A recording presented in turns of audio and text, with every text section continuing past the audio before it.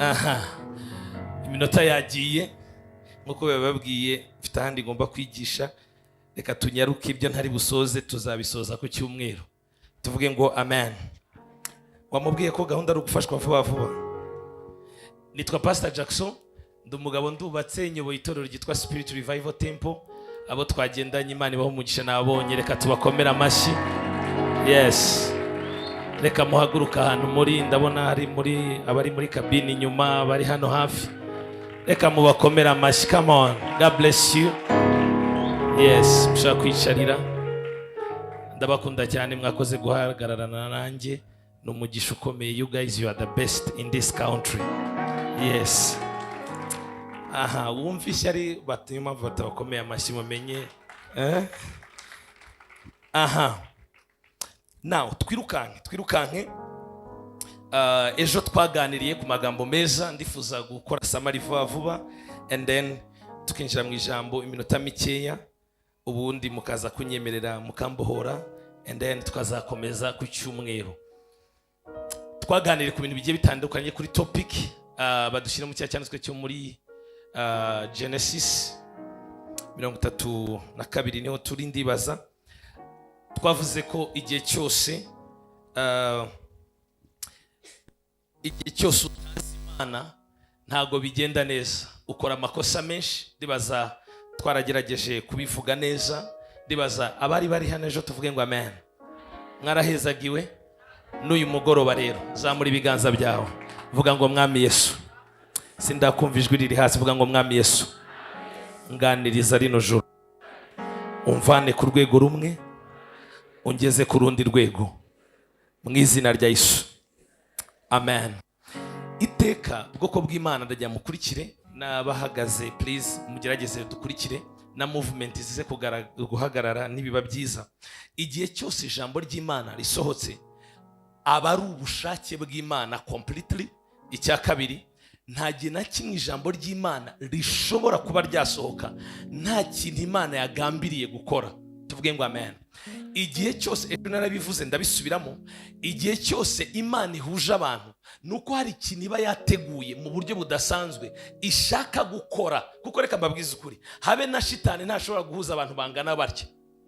Murankurikira? So mu yandi magambo, nimba wavuye mu byo wari urimo ukareka uburiri, no turi ninjoro kandi ubu hari abantu amasaha yageze runaka aho waba uri hose. Ngira umuhungu muri church, iyo isaha nimba ari saa 6 zigeze, haba ari kuri moto, haba ari he, ahita asinzira. Donc ahagezaho na ahita asinzira. So hari abantu bameze gutyo, wasize uburiri bwawe, wasize ibyari kuguhesha amahoro kuruta, urabisiguza hano. Niyo mpamvu nkubwira ngo iri joro ntuze kurangara, kuko ntago warari iri joro nta kintu Imana yateguye gukora ku buzima bwawe.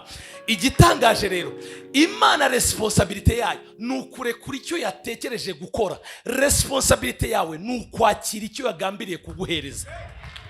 Ntago Imana ikora nirangiza ize ikwakirire, jamais. That's why mukozi Imana yabivuze, igihe cyose utari excited, igihe cyose umutima wawe udafunguye, igihe cyose, kuko ijambo ry'Imana rimeze nka seed, rimeze nk'urubuto. Urubuto ntago rukurira mu kirere, urubuto rubanza kujya mu butaka, kandi ubwo butaka ku bantu babaye abahinzi barabanza bakabutunganya, si sawa? Kuba bafite ubushobozi bagashyiramo ifumbire, urubuto rukajya kujyamo ubutaka bwamaze kuba prepared. Ubwo butaka bwamaze kuba prepared 100%, iyi seed igezemo, imvura ikagwa nyuma y'iminsi ingahe narwashibutse. So bishatse kuvuga iki? Ijambo ry'Imana ni seed. Ubutaka bwakira ijambo ry'Imana ni ubuzima bwawe. So ushobora kwiyangira. Muribuka Yesu umugani yaciye, imbuto zimwe zaguye ku butaka kukara, ubundi bugwa ku mahwa, ubundi bugwa ku butaka bwiza. Mani magambo, ni wowe ugomba gutegura ubutaka bwawe, ni wowe ugomba gutegura umutima wawe kugira ngo imbuto niza isange witeguye kwakira. Ejo nababwiye ijambo ntago barikira, ijambo bararikacira. They catch the word. Ijambo bararifata kandi rikabiri ryawe. Igihe cyose urifashe rikabiri ryawe, ritangira guproducing. Tuvuge ngo haleluya. Amakuru rero mbafitiye, tuvuge ngo haleluya. Uyu mugoroba Yesu ntakiri mu ijuru, Yesu ari hagati muri twebwe. Umva aya materaniro Yesu ari hagati muri twebwe immediately. Mwene magambo yiteguye kugira icyo akora, si kimwe si bibiri, ku buzima bwacu ndetse n'imiryango yacu. Numenya amakuru ko Yesu ari hano, nta kintu kiza kukurangaza. Hari umugore wavaga imyaka 12 muri Luka 8:45. Umva iki amakuru ahari. Yumvisha amakuru ko Yesu ari guca muri iyo karitsiye.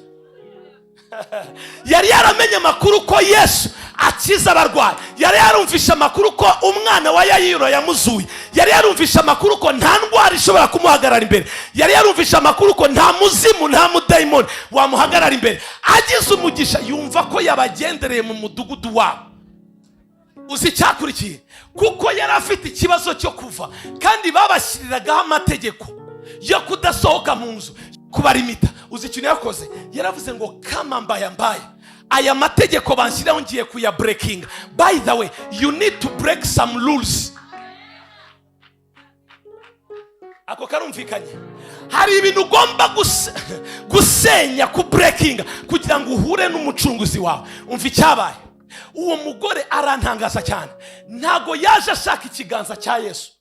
Ntago yaje ashaka ko Yesu abanza akajya mu mavuta, akabanza akamati mwana wanjye. No, ngo yibwiraga mu mutima we ngo namukoraho gusa, hagira uvuga ngo haleluya, ngo namukoraho gusa arakira igitangaza cye. Uzi cyabaye? Yaragiye asanga abantu ni benshi, arabyiga aracamo. Agize umugisha agera kuri Yesu, kuko yibwiraga ko bihagije kumukoraho. Amukoraho, amukozeho. Undi nawe atabate ninde muntu nkozeho? Cya Petero. Buriya Petero tuvuge ngo haleluya. Petero amwatari ko mwigisha nawe uransetsa. Reba ukuntu abantu ari benshi, reba ukuntu bakubyiga, reba ukuntu abantu bakuzuye, turi kurwana kugurundira umutekano, none uri kutubwira ngo ninde ukubyize, ninde ugukozeho? Yesu aramwati Petero, ibyo uvuga ntabyo uzi. Hari abari kumbyiga nabumvisha, ariko hari mu bambyiga hari uwankozeho. Uzi igitangaje? Mu nzu y'Imana iyo turi hano hari abantu babaje just kubyiga. Ndakubaza rino joro, uri mu bantu babyiga Yesu, uri mu bantu bakora kuri Yesu?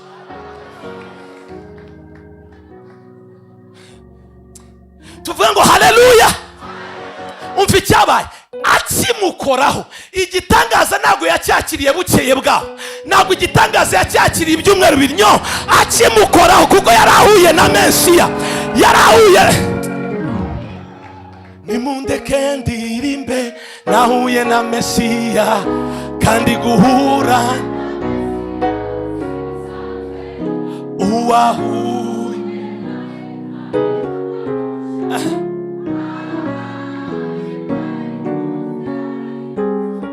Zamura ibiganza ngo haleluya. Iri joro Yesu ari hagati muri twebwe. Nudesida kumukoraho, ubuzima bwawe buraza guhinduka. Nudesida kumukoraho, amateka y'ubuzima. Am I talking to some people? Iri joro Yesu ari hano yatugendereye.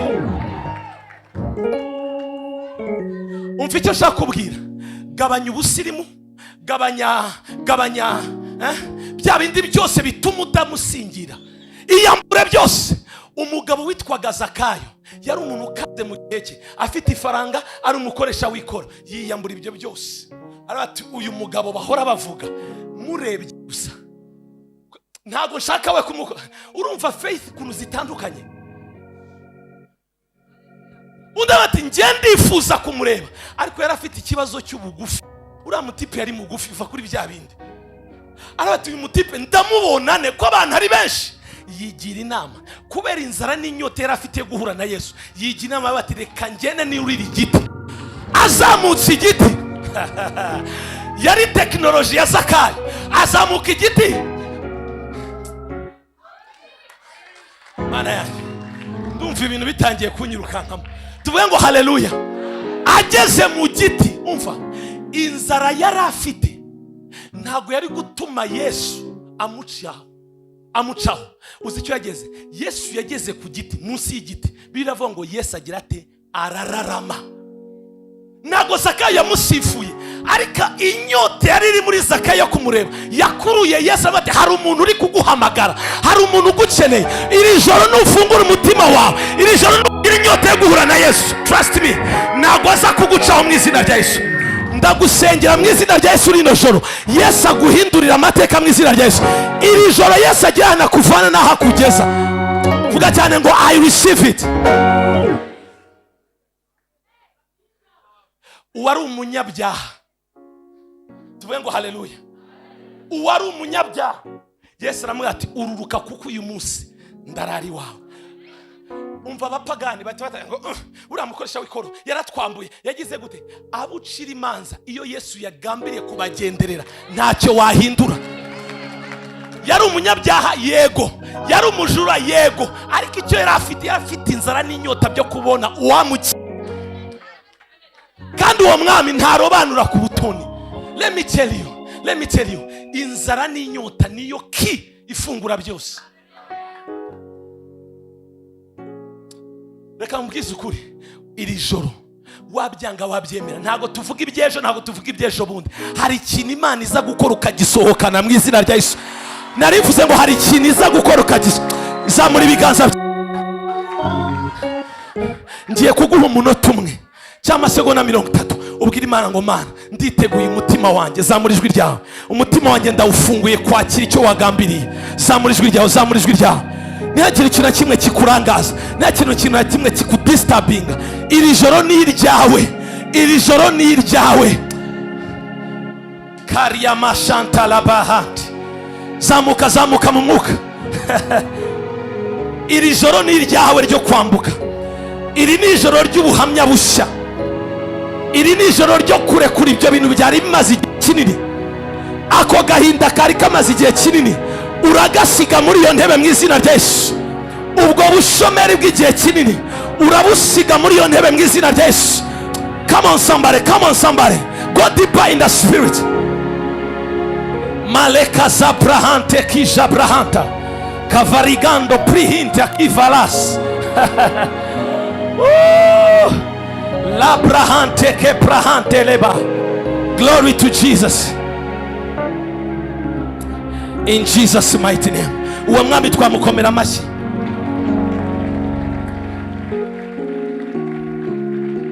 Now, ejo twavuze ibanga rikomeye ryo kugira ahantu umuntu ava n'ahagera ni ukumenya Imana personally. Abo twari turi kumwe ejo, nimba utari uhari uraza gusubira kuri YouTube uje kugerageza gukurikira. Nababwiye ko kumenya Imana bizana dominion. Nababwiye ko kumenya Imana bizana ubuzima bw'imitekerereze ihindutse. That's why nk'abizera tugomba gutekereza kure. So now nje kugira ngo nuzuze icyo ntarasoje ejo nababwiye, ni gute wamenya Imana. Haleluya. Icyifuzo gikuru nyamukuru, mwibuke Paul yandikira Abafilipi, I think arababwira ngo icyo mbasengeye ngo Imana ibahe umwuka w'ubwenge, ngo n'umwuka wihishuriro, ngo bitume muyimenya kurushaho. Ibanga rikomeye si ukuvuga indimi cyane, ibanga rikomeye si ugukorera Imana mu kuririmba, mu kubyina n'ibindi. Ibanga rikomeye ni ukugira icyo ukora ariko uzi umuntu ugikorera. Kugikora si cyo cya mbere, ahubwo ikigukururira kugikora uzi icyo ari cyo. Tuvuge ngo haleluya, nuko uzi neza ugikorera. So ni gute wasobanukirwa Imana? Mu nzira zigiye zitandukanye, hari abavuga ibintu bigiye bitandukanye. Ndabaha inzira imwe kandi ndaza kuyisamarayizinga. Tuvuge ngo haleluya, inzira imwe yonyine. Tuvuge ngo amen. Abiteguye tuvuge ngo amen. Inzira imwe wabasha kumenya Imana bihagije ni ukumenya umugabo witwa Yesu Kristo. Kumenya umugabo witwa Yesu Kristo niyo nzira yakorohereza kumenya Imana. Reka turebe scriptures. Hari abakunzi b'ijambo bavuga ngo amen. Uyu Yesu tuvuga, mukurikire neza, uyu Yesu tuvuga ushobora kutumenyekanisha ku Mana cyangwa se uko tumumenya, kuko yabwiye Filipo, arambwira ati ese igihe twagendaniye. Filipo ubwo yaramubajije mbese umuntu yabona data? Ati igihe twagendaniye Filipo we nturamenya ko umbonye ababonye data? Nta byuzi, nta makuru ufite ko njyewe ndi reflection. umbonye nta kindi ababonye data, kuko njye na data turi umwe. Uyu Yesu tuvuga, uyu mugabo tuvuga, uhereye no mu itangiriro, uhereye no mu isezerano rya kera, yavugwa mu bigiye bitandukanye. Moses ubwiwe yaramwivugiye ati hazaza umuhanuzi unduta uzamuza, arazamuka mu bitabo bitanu amugaragaza mu kubara nk'umucunguzi nk'inzu. Hari ibintu bigiye bitandukanye bigaragaza memu n'abahanuzi bato n'abanini bagiye bahanura umugabo witwa Yesu. Uwahanuye bikomeye cyane nkamukunda nzanareba ndi tugira mu ijoro ni umugabo witwa Yesaya.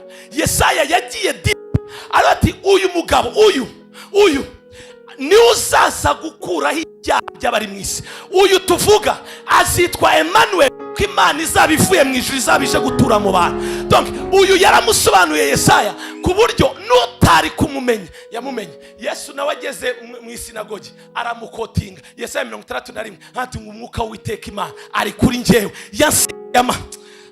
Hagira umuntu uvuga ngo haleluya. So uyu Yesu tuvuga ni umugabo wahanuwe n'abahanuzi bakomeye, ni umugabo wavuzwe na Mose wazanye amategeko, kuko Mose yazanye amategeko ariko Kristo yazanye ubuntu ndetse n'ukuri. So uwazanye amategeko yaramuri cognizinze, abahanuzi bahanuye baramuvuze. Iki gitangaje bose bapfa bataramubona, bose bapfa bagifite wa muntu twabonye muri bwa bwiza. Bose bari baze ko ari agakiza kaje gutabara Yerusalemu. Niyo mpamvu avukira mu muvure baramubwira ati nta mwami, uko bari biteguye. Nuba idini ry'abajudaism bamwe baracyategereje kuza kwa Yesu, bamwe baracyategereje kandi yaraje mube ntibamumenye. Tuvuge ngo haleluya. Kuvuga Yesu Mana yanjye biraryoha. Paul yageze ahantu aravuga ati erega dufite byinshi byo kumuvugaho. Tuvuge ngo haleluya. Uyu mugabo iyo musobanukiwe, uyu mugabo isobanukiwe icyamuzanye, mission yamuzanye, purpose yamuzanye, umurimo wamuzanye, ubasha gusobanukirwa Imana, ugasobanukirwa n'umugambi Imana ifite ku bantu bayo. Reka mbabwize ukuri, impamvu tugitsindwa mu buzima, impamvu tukibatwa n'ibyo tubaswe, nuko tutarasobanukira umurimo Kristo yakoze ku buzima bwacu. Kuko ntago yavuye mu ijuru aje kubwe, yaje mu ijuru aje ku bwacu twebwe. Mu minota mfite, man of God, mu minota mfite, reka nsobanure ibi bintu. Tuvuge ngo haleluya.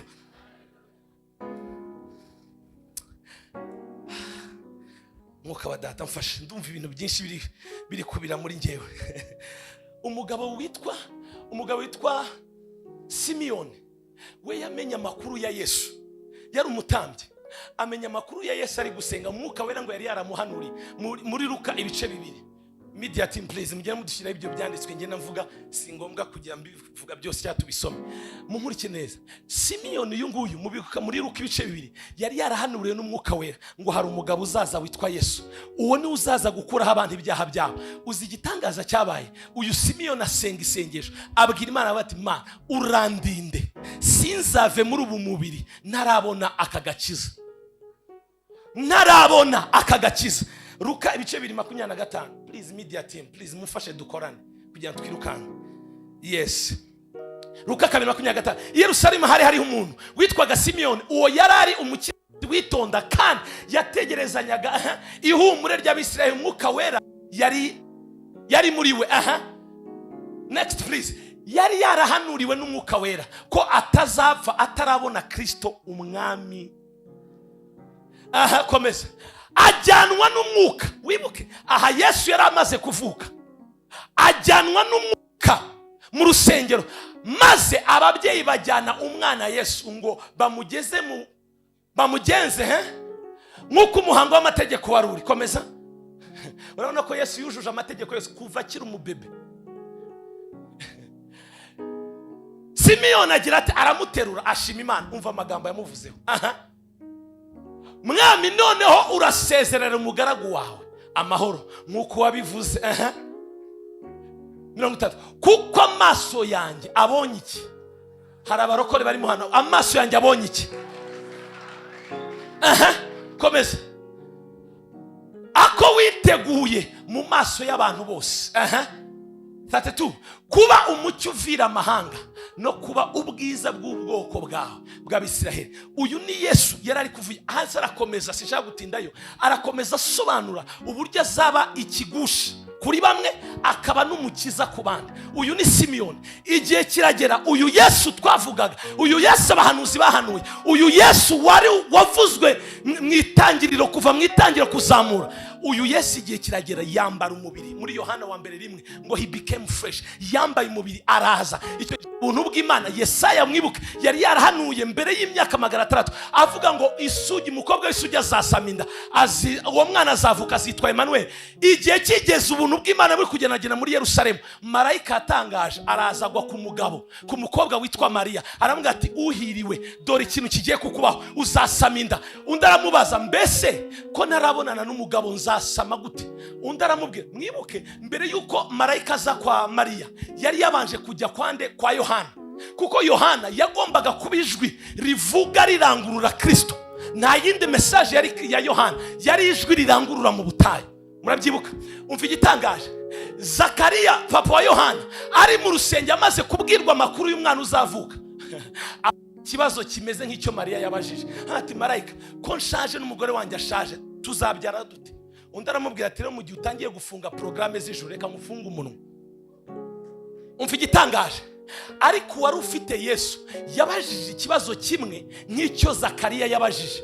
Mariya arabaza bizagenda bite? Ntabwo yafunzwe umuntu. Yaramubwira ati, imbaraga zisumba byose zizakuzaho, ubutware busa. I love the Bible. Umva icyakurikiyeho, amaze kwakirwa buhanuzi yambara umubiri. Yesu ubwo ngeze muri Yohana wa mbere 1 yambara umubiri. Uwo nguwo yambara umubiri, yari Imana ariko yanga kugundira kubana n'Imana, yemera kwambara kamere k'umuntu, aramanuka araza kugira ngo aze atungure, aze afulfilling umugambi Imana ku buzima bwacu. Tuvuge ngo haleluya. Icyari kimuzanye nta kindi, rwari urukundo. Icyari kimuzanye nta kindi, ni imbabazi yagiriye twebwe abari kurimbuka. None ndabaza, who is Jesus? Abantu bakunda inyigisho bavuge ngo haleluya. No, abantu bakunda inyigisho bavuge ngo haleluya. Profeta Mamagara yarambwiye ati ngwino wigishe. Sibyo papa? Yarambwiye ati ngwino wigishe. Tuvuge ngo amen. Tuvuge ngo haleluya. Abakunda inyigisho bavuge ngo haleluya. Kwinyisho ziratwubaka, ziradukuza spiritual. Then who is Jesus? Ubwo sinshatse gufata amateka agiye kumusaraba kubw'umwanya. Abo tuzabana ku cyumwe nzagarukaho gatoya. Icyo nshaka kuvuga, who is Jesus? Yesu ninde? Mu byukuri Yesu ninde? Mwibuke ko turi kuvuga ni gute namenya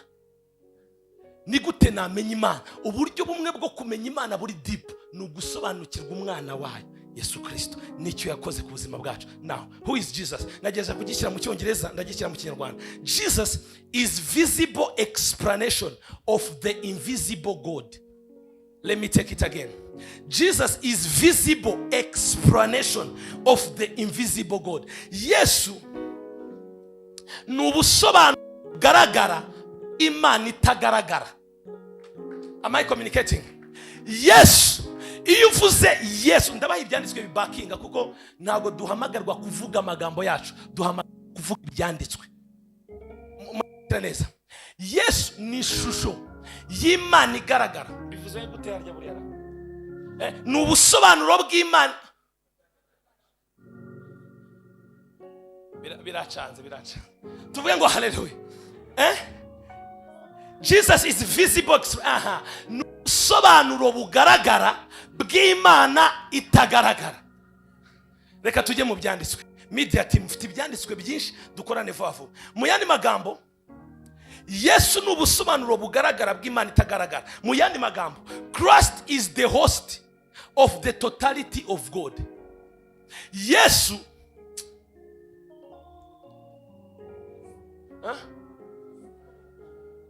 niki? Ni icyegeranyo cy'ubumana. Donc Yesu ni uhostinze Imana, the host. Like Yesu niwe wa hostinze, ni ubumbiye. Donc mwani magambo reka mbivuge gutya, Yesu ni ishusho y'Imana.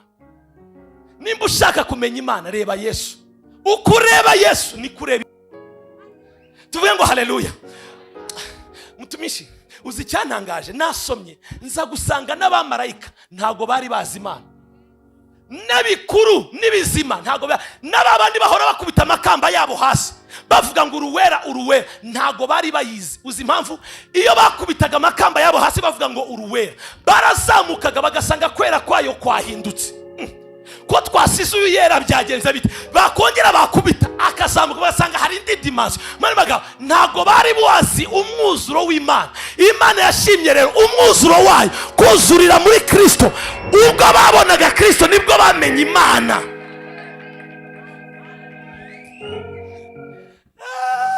Hari abantu bakunda Yesu bavuga ngo haleluya. Colossians 1:18, Abakolosayi 1:18. Please, reka mbaye ibyanditswe byinshi. Abakolosayi 1:18, Abakolosayi igice cya mbere umurongo wa 18 tugeza kuri 22. Niwe mutwe w'umubiri, niwe torero, kandi niwe tangiriro, mwabonye, n'imfura yo kuzuka mu bapfuye, kugira ngo abe uwa mbere uhebuje. Next. Kuko Imana yashimye ko, I love this, kuko Imana yashimye ko, where are you going? Kuko Imana yashimye ko kuzura, dusome twese 1 2 3. Kuko Imana yashimye ko kuzura kwayo kose kuba, kuzura k'Imana nta handi kwari kuzurira atari muri Kristo. Ndacyari muri introduction, mukanya turafashwa tuvuge ngo haleluya. Yohana 14, Yohana ubutumwa bwiza 14:9. Makazu brahanta kapahas. Yohana 14. Are you there? Umurongo wa 9. Mana we, ndabarambikaho ibiganza. Yohana 14:9. Yesu aramubaza ati, nabanye nawe, ni ya nkuru nababwiraga Filipo, nabanye nawe iminsi ingana ityo Filipo we, ntiwari wamenya Filipo? Umbonye ababonye data. Umbonye Filipo abahuye na data. Si ngombwa ngo data aza kwiyereka ahantu nakandagiye data umubonye, ahantu nkoze data, data ari muri nje. Mana we, Yesu araryoshye. Irukana Yohana ubutumwa bwiza 1:18. Sharabradaba. Yohana ubutumwa bwiza 1:18. Yohana ubutumwa bwiza 1:18. Uhereye kera kose, ni bya bintu navugaga, nta muntu wigeze kubona Imana, ahubwo umwana w'ikinege uri mu gituza cyase niwe yayimenyekanishije. Habe mu bantu nta wigeze kumenya Imana, habe mu bamarayika nta wigeze kumenya Imana, uretse Yesu Kristo igihe yaje aha ku isi, n'abamarayika ubwe nibo bamenye Imana. Somebody shout hallelujah. Mana we, ibyanditswe bibaye byinshi. Yohana ubutumwa bw'isi 10:30. Reka nituvuga amagambo yacu tuvuga ibyanditswe. Mana we, Yohana ibice 10, ubwo butumwa bwiza nyine 30. Ngewe na data. Wagasubiye mu ngo ngewe na data. Reka dusoreze Timoteyo wa mbere 3:16. I love this scripture. Yohana, Timoteyo wa mbere 3:16. Abandika mufatireho. Si ugushidikanya, ubwiru bw'ubumana burakomeye cyane.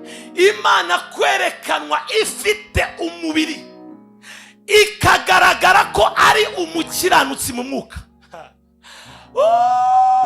ikabonwa n'abamarayika, ikamamazwa mu banyamahanga, ikizerwa mu isi, ikazamurwa, igahabwa ubwiza. Uyu ni Yesu bavuga. Imana itagaragara, yambaye umubiri, araza abakwisi, abana n'abantu, ari Imana, yuzuza amategeko yose mu mubiri no mu mwuka, arakiranuka, and then arabiduhandinga. I'm coming there. Jesus is the image of God. Biciye mu rukundo rwa Yesu ku musaraba. Munkurikire neza. Iyo tuvuga ubutumwa bwiza, nagira ngo mukurikire, people of God, please pay attention. Iyo tuvuze ubutumwa bwiza, abantu bumva umurimo Kristo yakoze ku musaraba. Mana yanjye ndabisobanura gute? Twavuze ngo amen. Mufashe kubwiza tuvuge ngo amen. iyo tuvuze ubutumwa bwiza, iyo tuvuze Kristo, benshi tugarukira ku cyo Kristo yakoze ku musaraba. Ntago twambuka ngo tunamenye n'icyo yaduhinduye cyo ku musaraba. Murakurikiye neza? Ku musaraba hari icyo Kristo yakoze ku bwacu. Ndagira mukurikire please. Ku musaraba hari icyo Kristo yakoze ku bwacu, ariko birakomeza bikambuka bikava ku musaraba bikajya no mu buzima bwacu busanzwe. Hari ikindi twahinduwe cyo. Mu yandi magambo, ubutumwa bwiza bugaragazwa n'ibintu bibiri. Icya mbere, icyo Kristo yadukoreye ku musaraba n'icyo yaduhinduye ku musaraba. Hari igihe abantu bavuga ngo Yesu yaje kuduha icyo Adamu yatakaje. I had to disagree. Murabyumva? Ndabyemera ariko nanone simbyemere. Uzi impamvu? Iyo Yesu aza kuduha icyo Adamu yatakaje akakiduha, n'ubundi Satani yari kuzagaruka akakikwaka. Ikintu Kristo yakoze ku musaraba, Satani niyo yateka amabuye agashya, niyo yabishaka ntashobora kongera kukikwaka. Uzi impamvu? Yesu niwe Adamu wa nyuma, ntago ari uwa kabiri, ni uwa nyuma. Inyuma ye nta wundi uzaza. Tuvuge cyane ngo haleluya. Tuzamuke cyane tuvuge ngo haleluya. Now, mu rukundo rwinshi rw'ubumana, Yohana 3:16, kuko yakunze abari mu isi cyane byatumye itanga umwana w'ikinege, kugira ngo umwizera wese atagera gute, atarimbuka, ahubwo ahabwe ubugingo. Ndagira ngo iki kintu ujye ukivuga ukimininga. Mwani magambo, ubugingo bwa burindiwe muri Kristo, nta handi buri. Mbiciye mu rukundo, Yesu yaraje ajya ku musaraba. Biravuga ngo yabonye kubana n'Imana atari ibintu byo kugundira, yemera kurekura. Araza ajya ku musaraba, yambara ubusa. Umusaraba ntago wari woroshye bavandimwe. Mwibuke mbere yuko ajyayo ari ku gashyamba k'Igetsemane, yabonye ibintu bigiye kumubaho. Yarebye inkoni agiye gukubitwa ku bwanjye nawe, yarebye amacuma agiye gukubitwa ku bwanjye nawe, atangira gutranspira icyuya kivanze n'amaraso kubera agahinda. Nawe ubwe aravuga ngo Mana, nimba bishoboka iki gikombe kigiye gute kindenga. Ariko yongera akajambo nakunze ngo ntibibe uko nshaka njyewe kuko nananirwa, ahubwo bibe uko wowe ushaka. Umva icyakurikiyeho ngo marayika aramanuka amwongerera imbaraga. Tuvuge cyane ngo haleluya. Yarebaga umusaraba akareba ibitutsi agiye gutukwa, akaba ati Mana, ibyashoboka ko igikombe kindenga. Imana ikaba ati oya, kuko nakunze abari mu isi, emera upfe. Umva icyabaye, ajya ku musaraba umwami w'abami. No mu bintu byatumye Yuda agira confidence yo gufatira ya faranga, kandi nanjye iyo nza kuba ndi Yuda nari kuyafata. Hari abantu twuzuranye gucira imanza. Papa, Yesu yari amaze igihe si kimwe si kabiri bajya kumufata agahita bacika.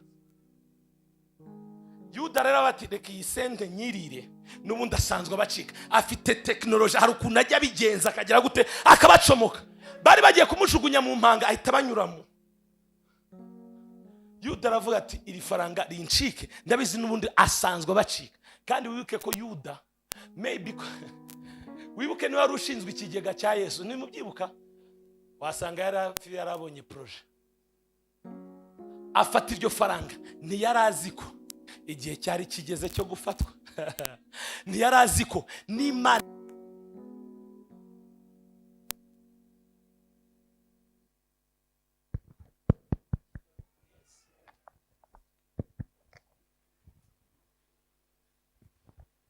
yes, tuvuge ngo haleluya. Tuvuge ngo haleluya. Nibibaderanje tuvuge cyane ngo haleluya. Sankunzamuriraho gatoya, mukanya ndakomeza mbwirize. Tuvuge ngo haleluya.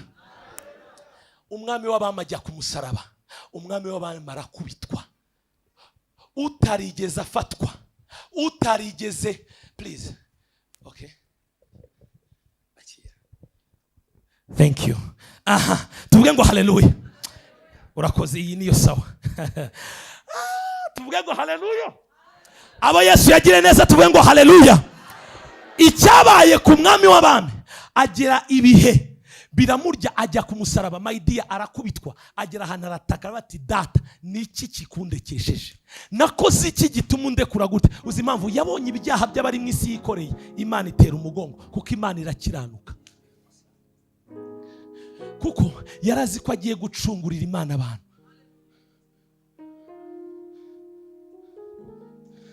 Ku musaraba umwami w'abami arakubitwa, icumu riramurya.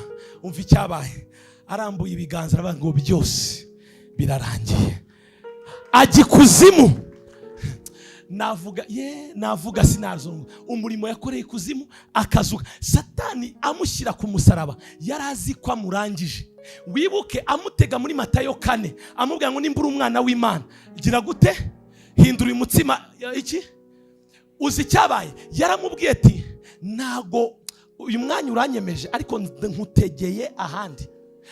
Yaramutegeye ni ku musaraba. Mani magambo, yarazi ko bwamushyize ku musaraba amurangije. Ntago Satani yigeze agira ihishurirwa ko mu gupfa kwa Kristo ariho twebwe abana b'Imana tugiye kuzukira.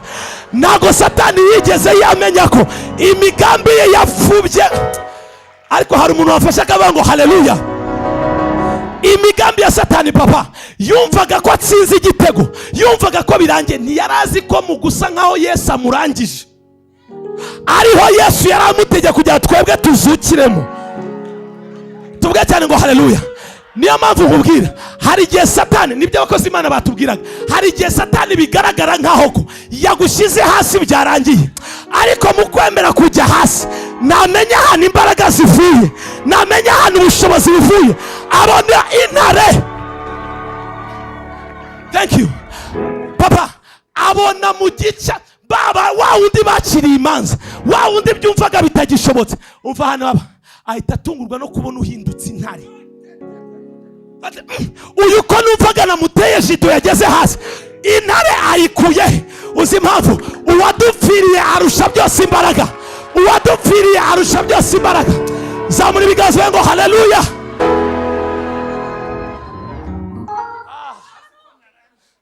Hahandi ubona bisa nk'ibyarangiye, hari izindi mbaraga. Umva nkubwire, hari ababyeyi babyaye bari hano bavuge ngo amen. Iyo ubyara uzarebe, iyo ubyara uca mu rupfu. Ndabeshye mvugisha siko bimera. Dore ikiba rero nuko ubuzima bwose bajya mukurikire, ubuzima bwose bugiye gutangwa bubanza kuva mu rupfu. Iri ni ihame. Niyo mpamvu iyo waba ufite seed, ibishyimbo cyangwa utera ku bahinzi, karabanza kakajya mu butaka gagapfa. Yesu yavuze ijambo ara ngo kugeza igihe umuntu akabuto kishaka kagize gute kaguye kagapfa. Muri urwo rupfu niyo hava mu buzima. Aho nta bundi Yesu mukurikire, nta bundi Yesu uburyo yari kuducunguramo atemeye gupfa, kuko ni ihame ry'umwuka. Gupfa bitanga ubuzima.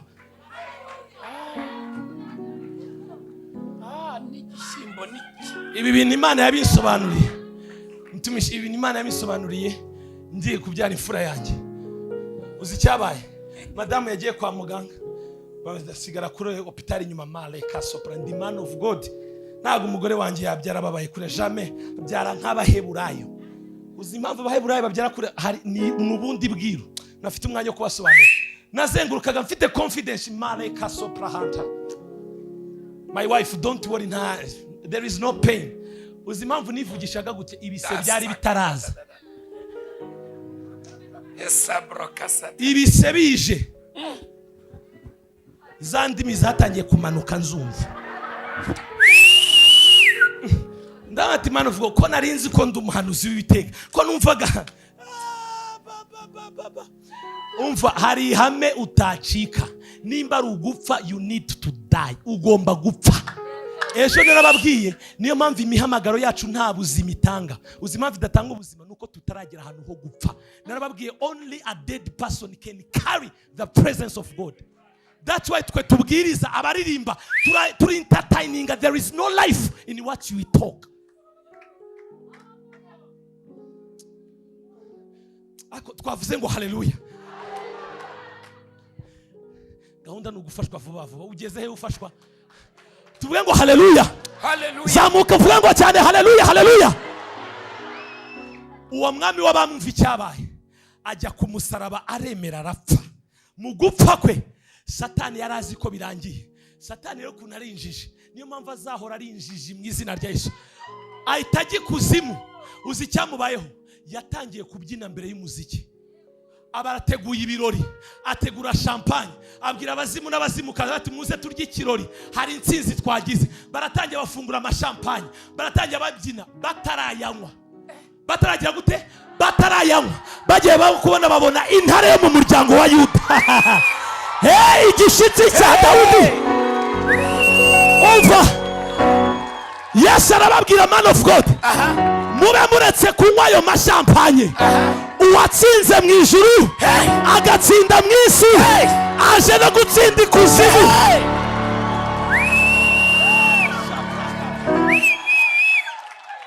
Satani yumvaga mu bwami bwo ko Yesu atahagera.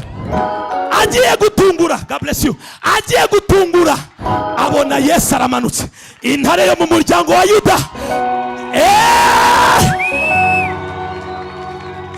Intare yo mu muryango wa Yuda araseruka aravuga ngo give me the keys, mpereza imfunguzo, igihe cyawe kirarangiye, mpereza imfunguzo.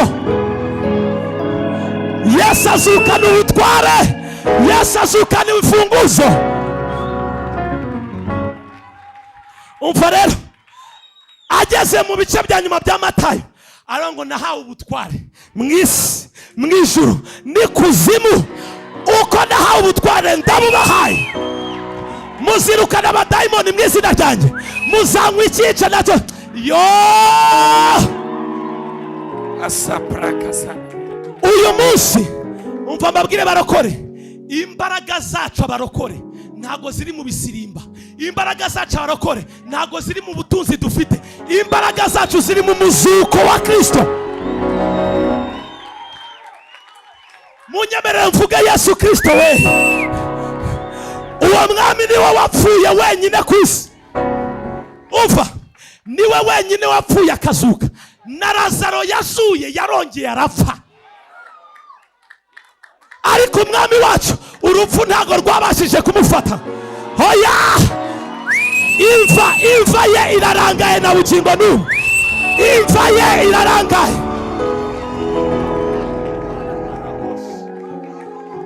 Imbaraga zacu, impamvu tubyina, impamvu tunezerwa nuko uwo mwami yazutse. Impamvu tumuvuga dushize amanga nuko umwami yazutse, kandi imbaraga zamuzuye ziri muri twe.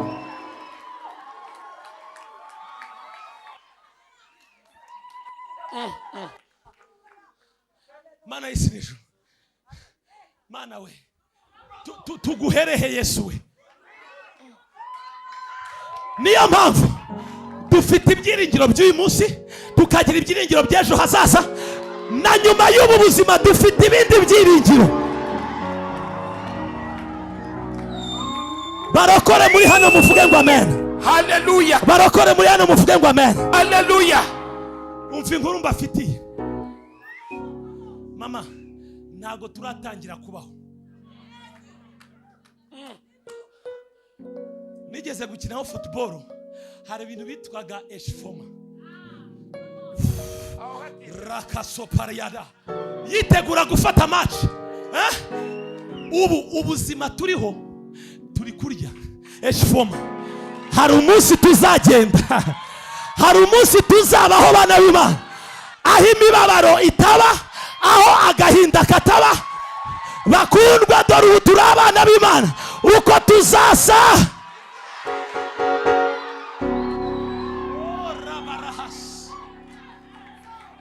Munguriki yo Mana we, dore ibintu bitatu wamenya kuri Kristo. Dore ibintu bitatu wamenya kuri Kristo yakoze ku musaraba. Icyambere, forgiveness, yaratubabariye. Narababariwe ubundumu nzimanana mugami.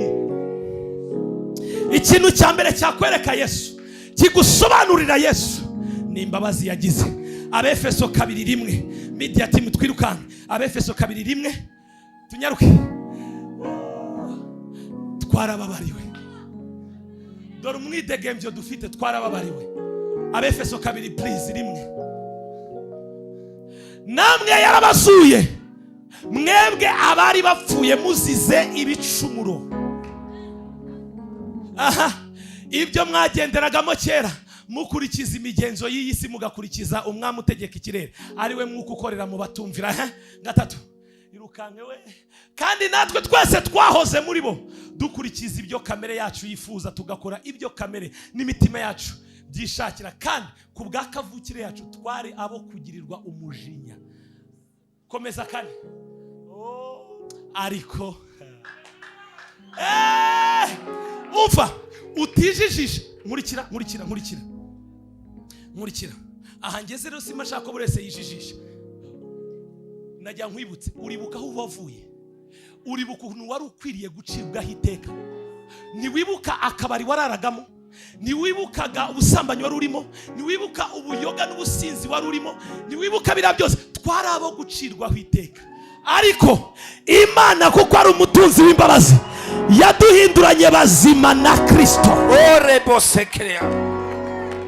Umva, ikibazo rero cy'abakristo, Papa Rene, iyo tumaze gukizwa, hari ukuntu tuba twambaye amakoti, ugatekereza ko wavuye mu ijuru.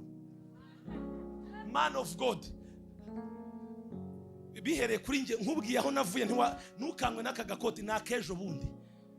Kuba ndi kubwiriza gutya, nge nkunda kubibwira abo muri cyane bati ibandi ryabaye pasiteri. Ibi byose ni ubuntu. Utaza kugira ngo ni amashuri twize, utaza kugira ngo ni imiryango ikomeye twari. Iby'imiryango tube tubiretse. Aho utijijisha urabizi ko ntuzi nawe aho uva. Ikibazo, Papa Prophet, dushukwa n'utu make up n'aya makoti twambaye, ugahita wumva urayoboye. Nyamara ibuka ahantu wari uri mu myaka 20. Benshi muri twebwe dufashe udufoto twacu tw'iyo myaka, umuriro wo kwaka. Ugenze muri benzi none utangiye wakoroshye. Byose ni ubutunzi bw'imbabazi atugiriye, n'ubuntu. It's all about grace. Biravuga ngo yaje yuzuye ubuntu bugeretse ku bundi. Grace upon grace. Ibi byose tuvuga ni ubuntu bw'Imana.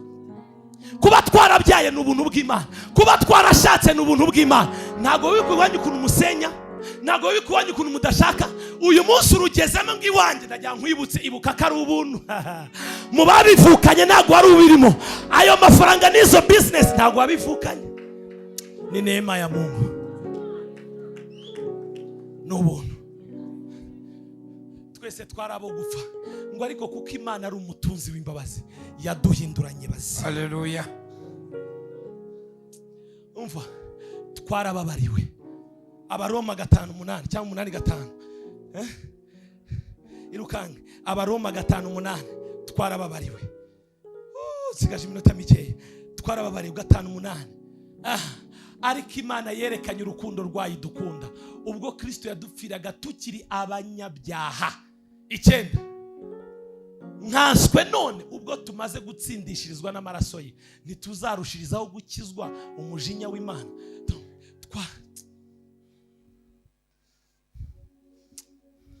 Reka dukomeze. Timoteyo wa mbere, igice cya mbere, umurongo wa 13. Timoteyo wa mbere, igice cya mbere, umurongo wa 13. Nubwo nabanje kuba umutukanyi n'urenganya n'umunyarugomo, ariko narababariwe kuko nabikoze mu bujiji ntarizera. Uyu ni Paul, yabikoze mu bujiji, ariko yasobanukiwe ko yarababariwe. Mu ndebe gatoya, hari abantu bizera imbabazi z'Imana. Niyo mpamvu ushaka kubwira, dore Satani ikintu, please follow this, mukurikire. Niyo mpamvu iyo utarasobanukirwa icyo Kristo yakoze ku musaraba cyambere, ko twababariwe, Satani aguheza ku nkeke y'amakosa waguyemo ahashize. none ugasanga umuntu aragenda ariko arakontororwa n'ahahise hiwe. Reka musubize, ahahise hawe ntago hagaragaza uwo uriwe. Nsubiremo, amateka wanyuzemo ntago agaragaza uwo uriwe. Dore ikintu Satani yaduteye mu bihugu, mu binyejana biciyeho, mu bihugu bya Mesopotamia cyangwa se Middle East, bajyaga bakora ubucuruzi bava muri za Misiri hepfo bazamuka bagakoresha ingamiya bakazigendesha ibirometero n'ibirometero. None ingamiya zageragaho zikaruha zikabafungana umutwe zikaryama ntizihaguruke. Uzi ikintu bazikoreye? Mukurikira aka kantu, barazifashe bazitera uruguma ku itako. Ndajya mukurikira aka story, bazitera uruguma ku itako bakajya bagendana urushinge.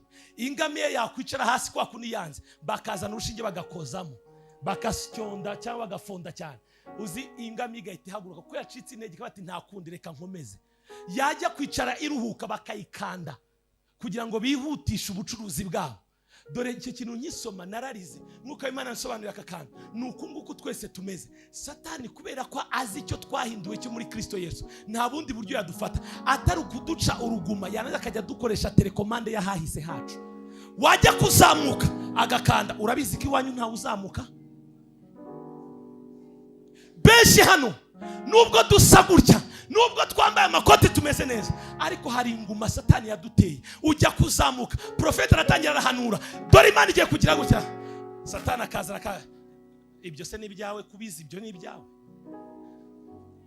Imitima yacu iyo tuvuze twarababariwe, wakwibuka umutima ujya ukubwira, ibuka yanda wakuyemo, ibuka bya bindi wakoze, umutima wawe.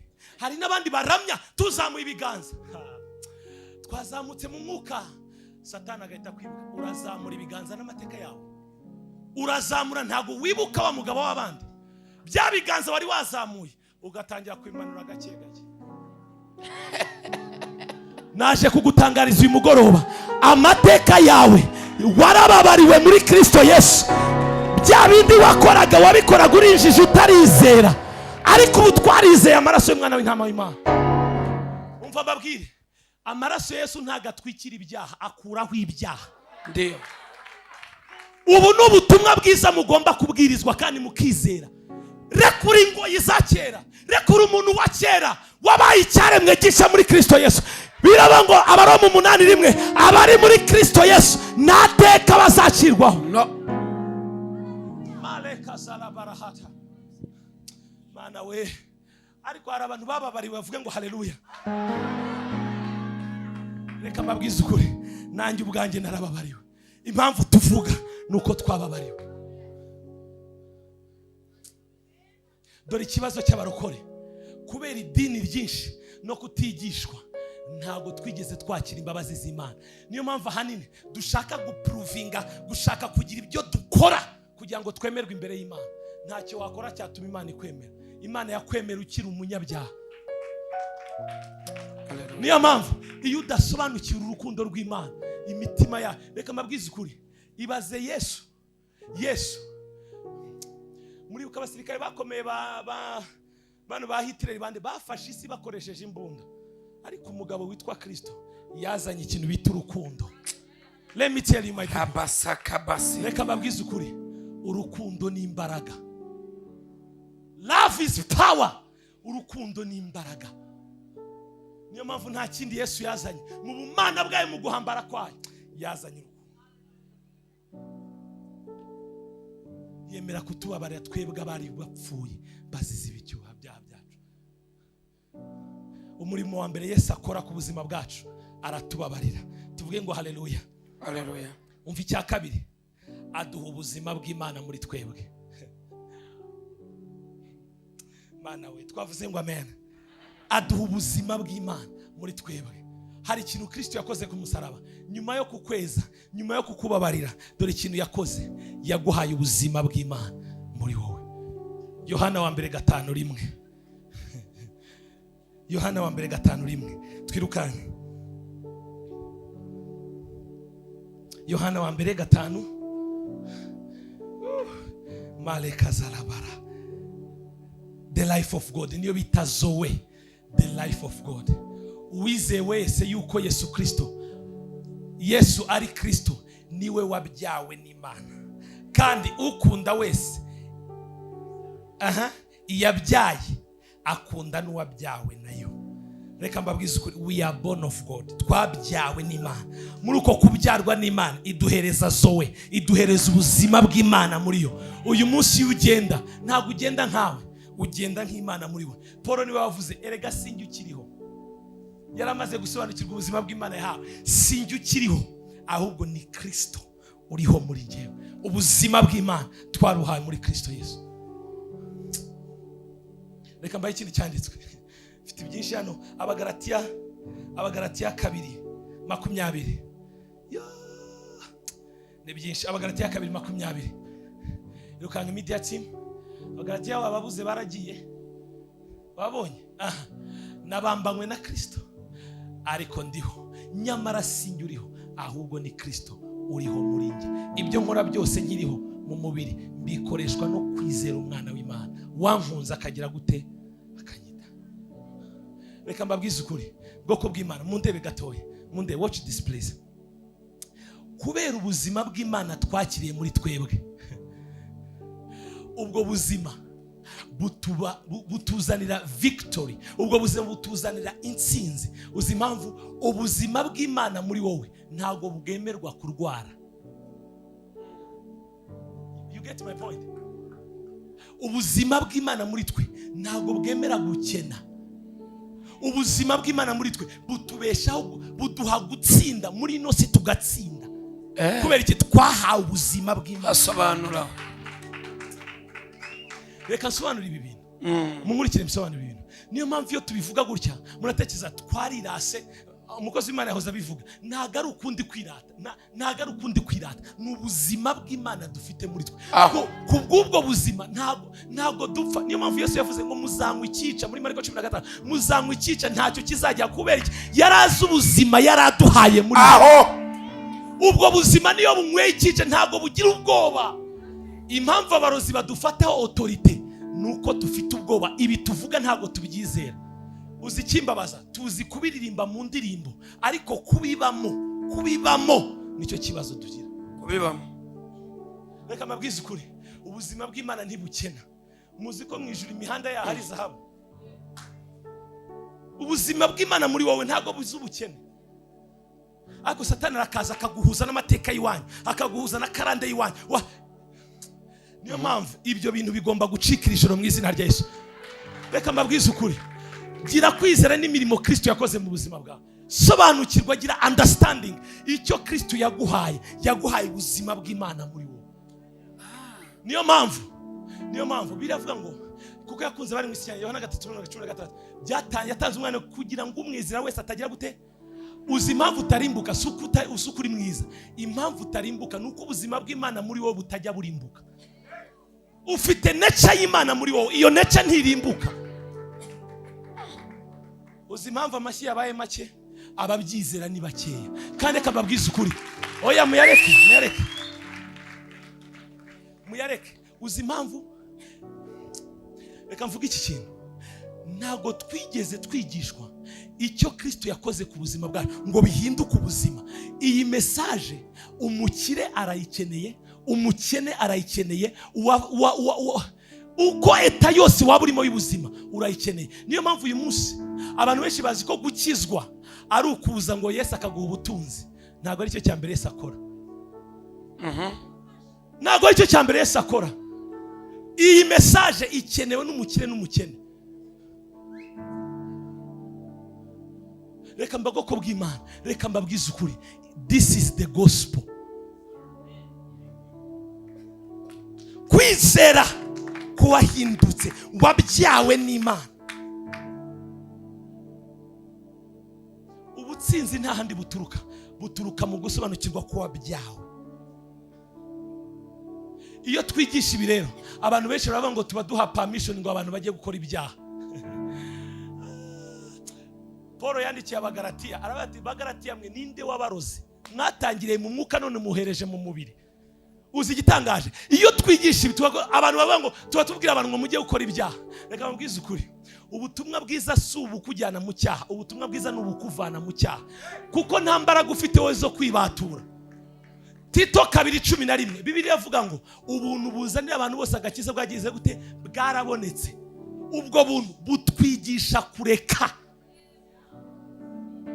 kutubaha Imana n'irari ry'ibyisi. Mwabonye kuko ubuntu bw'Imana buzanira abantu bose agakiza bwabonetse. 12 butwigisha, that grace izanira abantu bose agakiza itwigisha kureka kutubaha Imana n'irari ry'ibyisi, bukatwigisha kujya twirinda dukiranuka twubaha Imana mu gihe cya none. Abaroma 6:1 Paul aravuga ngo mbese dukora ibyaha ubuntu busage? Aravuga ngo hoya ntibikabeho, twebwe abacunguwe. Let me tell you, nta kintu ufite utahawe n'ubuntu. Subiremo, nta kintu ufite utahawe n'ubuntu.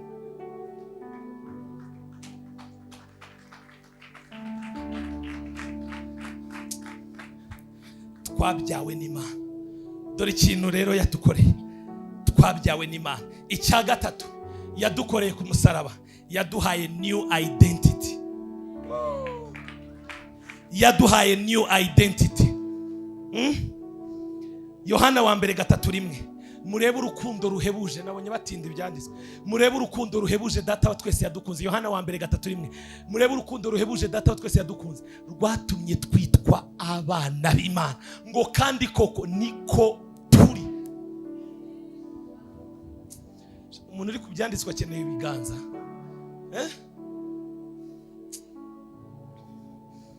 Murebe urukundo ruhebuje data wa twese yadukunze. Umva mu ndebe gatoya, urwo rukundo rwaduhinduye kwitwa abana b'Imana. Iyi ntago ari titre, ni natire. Ntago ari title twahawe, ni akamero, ni nature twahawe. Mana yanjye,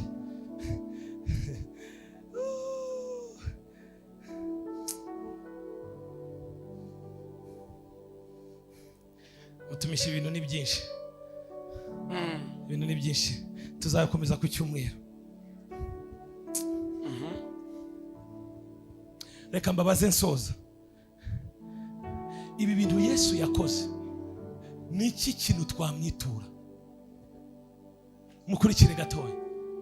Uyu munsi nta teka uzacirwaho kubera ko wamwizeye. Ibyo wari gukorerwa ku musaraba, buriya musaraba agena ziriya nkoni zari zigenewe wowe nanjye. Niyo nzobe yawe nicyo gikara niyo wari guhatwa biriya biboko, ariko umwami w'uhoraho araza aritambika. Biravuga ngo niwe muhuza w'Imana n'abantu, niwe wemeye kuduhuza n'Imana, aremera arapfa. Reka mbabwize ukuri, kubera uyu murimo Kristo yakoze, n'icyo yaduhinduye cye muri Kristo Yesu, n'iki kindi twamwitura? Nabasobanuriraga Yesu kugira ngo mumenye Imana. Imana yuzuye imbabazi, Imana yuzuye urukundo, Imana yuzuye. Mumurikire mbabwira, maze gusobanukirwa ibi bintu, dore ikintu nabwiye Yesu. Ati Yesu, ngiye kugukunda, nzagukorera iminsi yanjye yose nyifite ubuzima. Uzime yamvu nta kindi kintu twakwitura ineza twagiriwe. Reka nkubwize ukuri, niki wakwitura imbabazi wagiriwe? Ikibazo cyacu nuko twibagirwa. Ibuka ibintu wakoze. Hari abantu hano mwavuye mu isi babwiye ati nta kutagize igendere.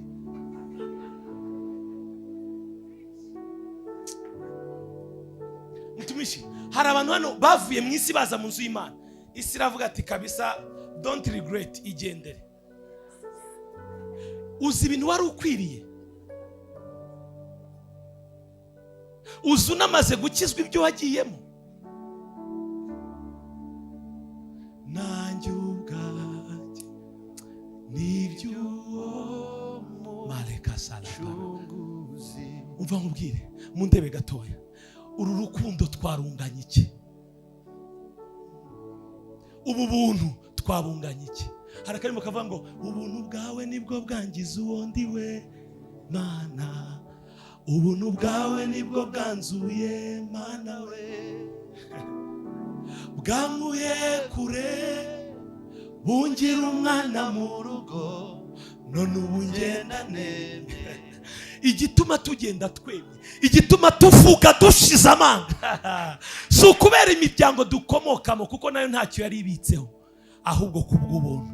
Reka mbabwize ukuri, uyu mwami wacu twamwitura iki? Naje kubwira ijoro wambabariye ukamukunda kuruta ikindi gihe cyose wamukunze.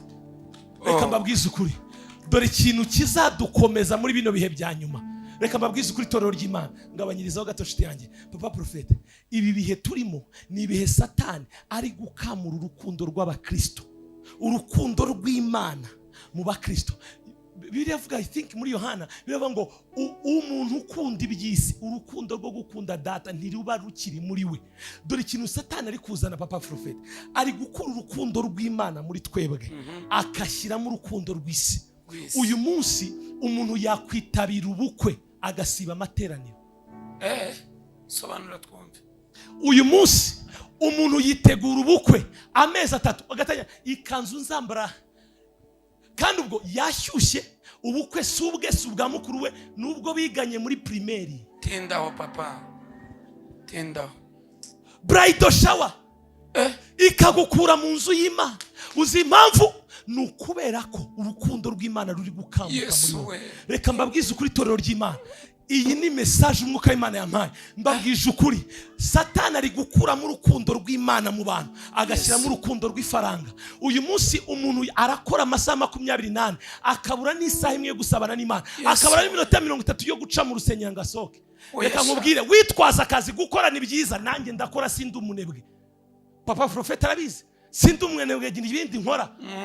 Ariko igitangaje, ako kazi uvuga ngo akazi, umunsi wapfuye bazajya kugushyingura bagushyizeho gusimbura. Oya sha, ayo makuru wari uyaze ko yamashya agiye? Tuvuge cyane ngo haleluya. Reka mbabwize ukuri, papa, ikintu Satani ari gukora, niyo mpamvu ntimukabeshye Satani ngo ari kuduteza ibyaha. Buriya ibyaha ni rezilita y'urukundo ruke rw'Imana muri wowe. Kuko Yesu akura muri wowe, icyaha kiraguhunga. Ariko uzi igitangaje, agenda ramprasa yanzara yo kuba mu nzu y'Imana, yanzara yo kwitabira amateraniro. Ayo materaniro ya buri munsi namba nawe urayagira. Yesu we, sibyo nawe? Subiramo ko namba nawe. Reka mabwize ukuri, umugisha wowe urayagira. Dore ikintu twarinubye ibintu. Reka mbabwize ukuri, ntago ari ukwinuba kundi urukundo rw'Imana. Urukundo rw'Imana muri twebwe ruri gukonja. Dore ikintu Satani akora, Satani ntago aguteza ubusambanyi, Satani ntago aguteza ubusinzi. Satani ikintu cyambere azakora, abanza gukura yanzara y'Imana muri wowe. Ibindi byose bikaza byiruka bigusanga. Uyu munsi hari abaririmbyi twari dufite bitabiraga repetition, bafite amateraniro saa 12, saa 11 akaba yabaye presa mu nzu y'Imana agahanagura intebe. Ariko uyu munsi yabaye umusirimu, aza gake gake, nta kintu kimwirukanza. Waribagiwe, inzara y'Imana yarashize muri wowe. Reba urukundo Kristo yagukunze akemera agapfa, agasiga ubwiza bw'Imana mu ijuru. Yesu yari yubaswe, yari afite icyubahiro, ariko arakiyambura kubera kugukunda. None wowe umukunzi ute? Koko ibyo uri gukora nibyo nyiturano nyuma y'imbabazi yakugiriye. Uyu munsi raba twitange tukubakira Imana, tugira ibyo dukora. Umufuka wawe uyu munsi araba Kristo, amaso yabo yimukiye ku ntoki, akora mu mufuka agahita yumva ni 500. Aya iki ni igihumbi, agakuramo agasenyisa. Kandi wibuke igihe wabwiraga Imana urira, Mana numpa umugisha nzagira ibyo nkora. Ariko uyu munsi waribagiwe, inzara yo gukunda Imana yarakamutse. Umva barokore mbabwire, Yesu mwankurikiye mwandebye muvuge ngo amen, mbabwira kandi hagira uri gufashwa navuge ngo amen, mbabwira kandi. Papa, Yesu ajya kujya mu ijuru, uzi ikintu yakoze? Mu ndembe mbabwire, uzi ikintu Yesu yakoze? Yahamagaye Petero kuko yaragiye kumusigira itorero.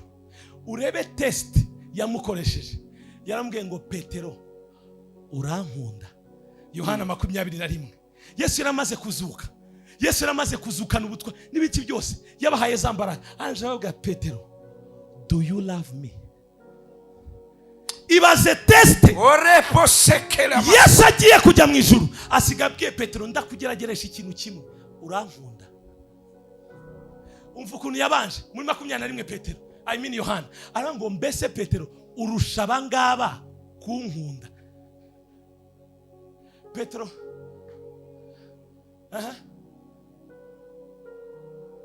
sinzi hano mwagiye munkurikire. Yesu aramubaza ngo Petero ugira gute urusha abangaba kunkunda? Mundebe hano mwese please, ntihagire urangara, mundebe gatoya. Yesu aje uyu munsi iri joro akakubwira ati runaka urankunda, wisubiza, tekereza, kuko hari igihe igisubizo kiba ku munwa kitaba ku mutima. Icyo yavugaga, imigero uzakubitwa, inkono uzakubitwa. Petero ndashaka gutestinga umutima wawe. Reka mbabwire, mundebe mbabwire akantu, nimushaka muntera amabuye. Reka mbabwize ukuri, Yesu ntabwo atestinga ubwiza bwawe, Yesu atestinga umutima wawe. Kuko arabizi nabasha gufata umutima wawe, azafata umufuka wawe, azafata diplome zawe, byose azabifasha. Kubera iki? Yafashe umutima wawe. Niyo mpamvu yabaje Petero, do you love me Peter? Reka nkubaze iki kibazo Yesu akikubajije. Wibuke Petero yabibwiraga yari yarasize umugore n'akazi. Ukomeje gusoma cya Petero cyahise kirakara ngo ababazwa nuko amubajije ubwa gatatu ngo urankunda. Yarazi ko yapenze sacrifice, yataye umugore n'umuryango, yageze anamubaza ko twasize ama business ugasiga abagore n'abantu, uzaduhemba iki? Petero hari ibintu yari yarasize, yatangajwe no kubona Yesu amubwira urankunda. Ndakubaza, ni biki wowe umaze gusiga? Namba na Petero hari ibyo yasize, wewe wasize bingana? Niyo mpamvu urukundo dukunda Imana ruri ku munwa. Benshi muri twebwe tuza gushaka Imana kubera ibitangaza. Urakoze mama, Yesu agumuge. Tuvuge ngo haleluya, tuvuge ngo haleluya. Benshi muri twebwe, reka nkubaze, ibitangaza ushaka ubibuze ku Mana wayigumaho? Byagorana. Byagorana. Church is quiet now. Ibyo bitangaza n'ubwo buhanuzi si bibi najya mu byumve neza, ariko ikintu cya mbere, Imana irashaka ko tuyireba mu maso, ntabwo ishaka ko tuyireba mu biganza. Benshi amaso yacu ahanze ku biganza by'Imana. Mana mpa. Ese wigeze uyishimira n'icyo yaguhaye muri Kristo Yesu ku musaraba? Ko ari cyo kiruta ibindi byose. Reka mbabwize ukuri, dore ikintu Satani yateje abakristo mu bihe bya nyuma, ari kudukamuramo inyota y'urukundo rw'Imana. Guterana byabaye ingume, gutanga ibya 10 n'amaturo. Amafaranga yacu buriya bayakoresha ibiki? Utangiye kuzana imibare kandi mbere nta mibare wagiraga. Uzi impamvu? Suko imibare yabaye myinshi wayize myinshi, urabizi ko yanagutsindaga. Oya, ahubwo urukundo yanzara. Ndabyibuka tukibyiruka mu nzu y'Imana, ndabonaga habaga nk'ibiterane nko kuri church, nkabona umuntu ndakire abantu 5, ndakire ndabyibuka data na mama bajyaga batubwimura mu byumba, tukimukira abashyitsi baje mu giterane. Uyu munsi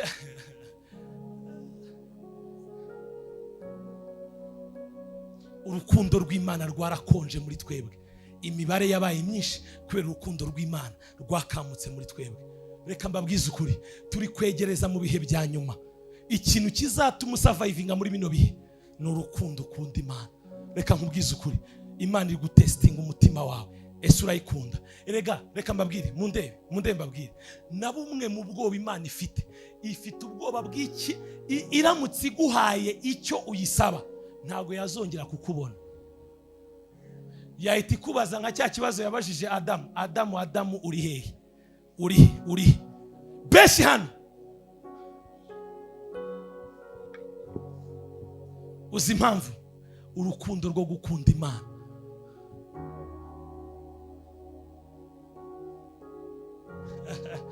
Tugiye gusenga. Ndagusabye rino joro, tekereza, nuruhe rwego ukundamo Imana.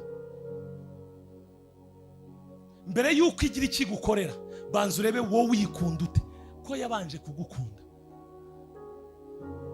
Ibintu byose twabigize imibare, ntago dukora ibi, badukoresha ibi. Nyamara urukundo nicyo kibazo. rwaratakaye. Muzongera kuntumirara.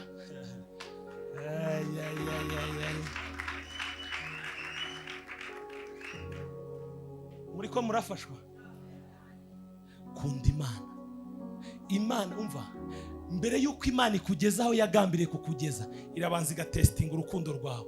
Kabanza kare, uyu muntu nimugezayo ntago azirata ku bantu. Uyu muntu nimugezayo nzamushaka mubone.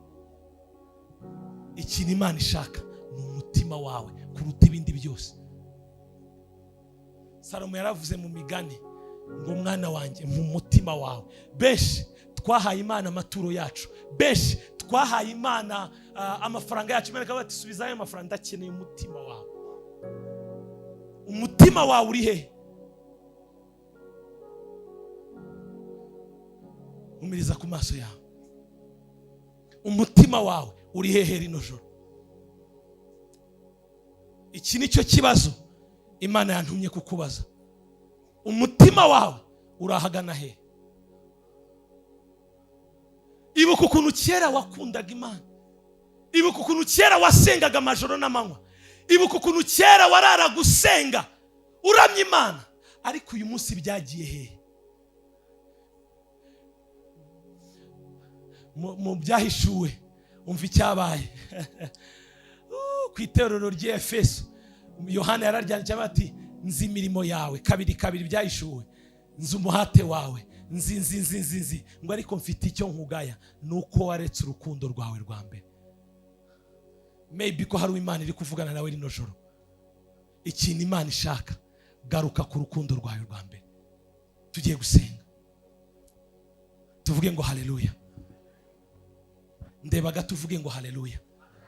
Reka mbabwize ukuri, torero ry'Imana, ibyo twakora byose nta rukundo, tumeze nk'imiringa ivuga. Uko twaririmba tutaririmbishijwe n'urukundo, uko twabwiriza tutabwirijwe n'urukundo, we are doing nothing. Love must be the base.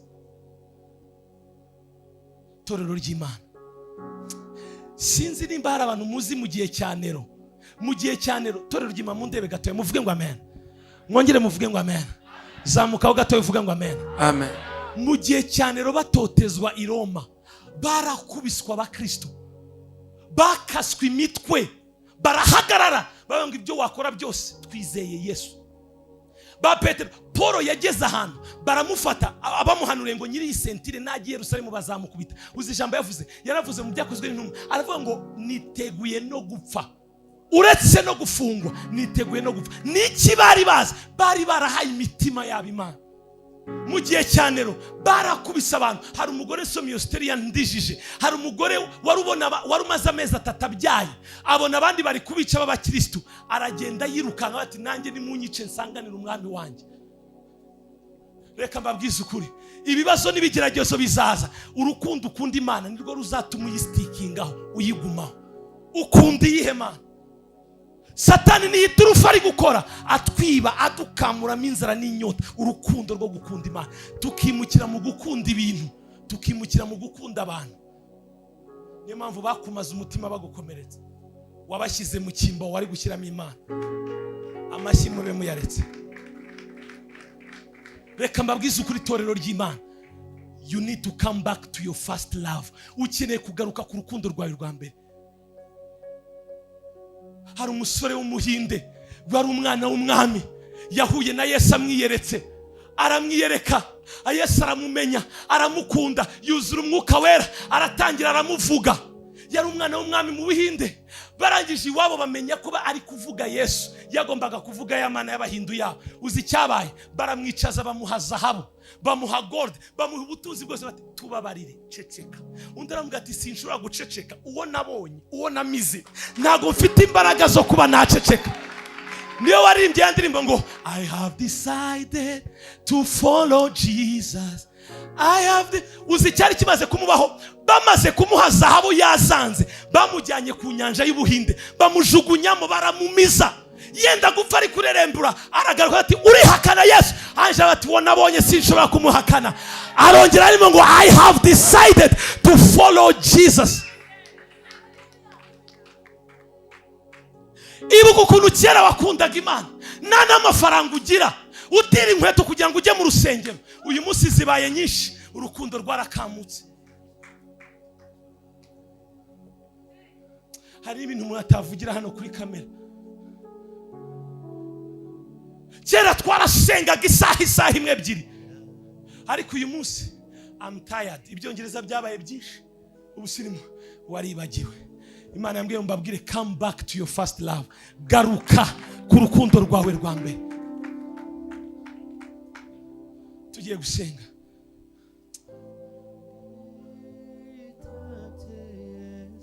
Reka mbabwize kuri bwoko bw'Imana. Beta garuka ku rukundo rwawe rwa mbere. Ibindi byose twakora.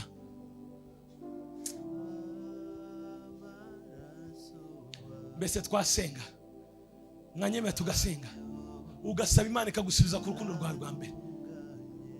Papa, ibuka amarira wagiraga. Mama, ibuka. Ibuka. Reba ibyo Imana yakoze ku buzima bwawe. Ureba inyiturano uri kuyihereza uyu munsi. Igeza aho igushaka no mu nzu yayo yakubuze.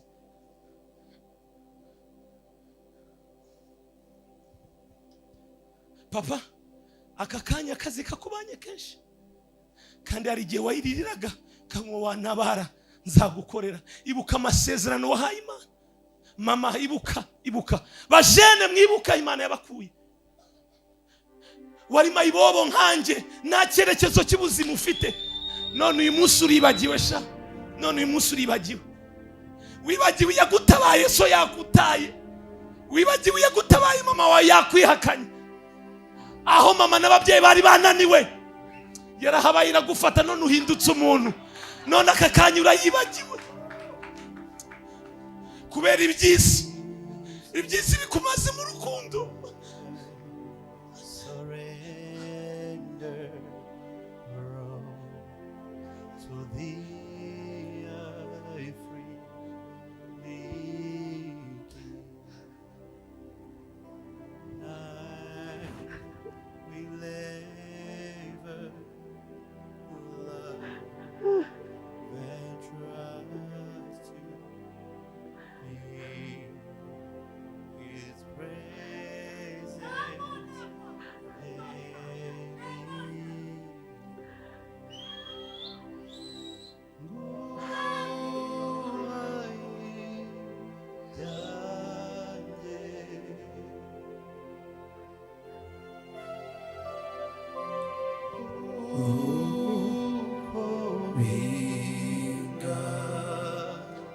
Reka ngusabe iki kintu rino joro, ongera utekereze, ubuka Imana yakoze ku buzima bwawe. Ntiwari uzi ko uzavamo umugabo ubayemo uyu munsi, ariko uyu munsi uyiteye umugongo. Bari kuguha agaciro mu muryango. Hari igihe bigeze bakubwira ngo uzatumarira iki. Uyu munsi ubaye umugore udasanzwe mu gihugu, position nziza n'ibindi. Ako nagira nkwibutse, munsi ubaye umusore mwiza, warakuriye mu cyaro nta fitiri ufite, ugeze i Kigali benshi ejo bundi. Ariko niki kiguteye kwibagirwa? Mwuka Imana yambwiye ngo mugaruke ku rukundo rwanyu rwa mbere.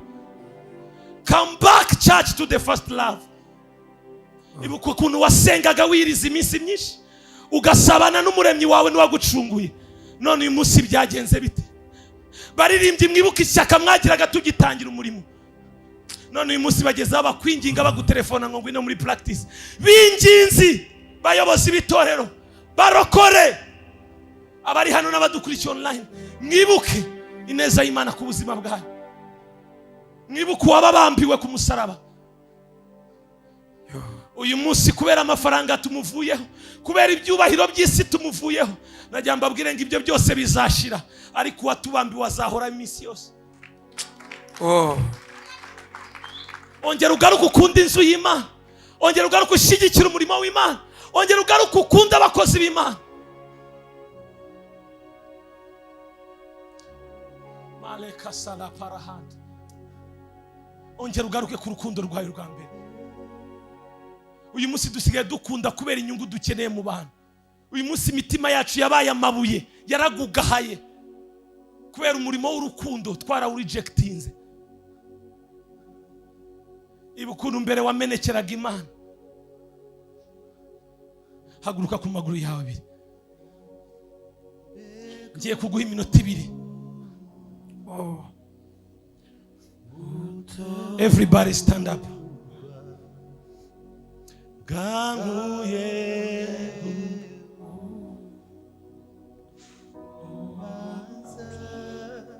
wapfukama, warira, waryama. Ngiye kuguha umunota 1 uhamagara Imana like never before. Uyibwiye ngo Mana ongera usubize ku rukundo rwanjye rwa mbere. Ibuka ukuntu kera washyigikiraga Imana mu butunzi Imana yaguhaye. Ibuka ukuntu kera wubahaga abakozi bawe.